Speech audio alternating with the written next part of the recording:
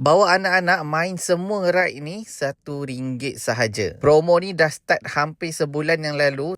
Tapi masa cuti sekolah 2 minggu yang sebelum ni, promo tu invalid. Dan sekarang minggu ni, diorang dah start balik promotion RM1.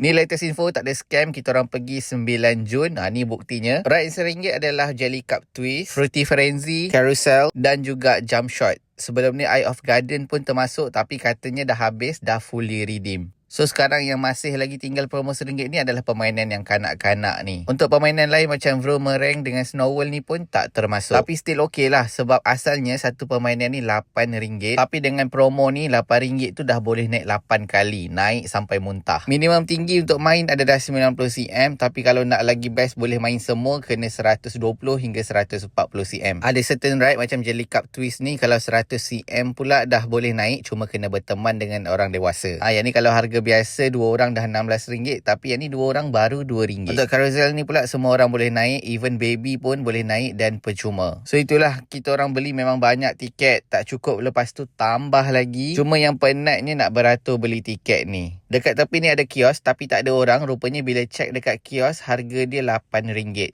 Staff kata ada certain hari je yang dekat kios ni jadi RM1. So memang kena beratur dekat kaunter, unless tips dia korang beli siap-siap dekat apps GL Play. So tips dia, sebelum korang datang, buka dulu apps GL Play ataupun website, beli tiket online dulu dekat situ. Senang, tak payah nak beratur dekat kaunter macam ni. Panjang. Promo ni berlangsung weekdays sahaja sampai 31 Julai nanti. Tempat dia di Fun Park Gamuda Lodge Gardens, Rawang.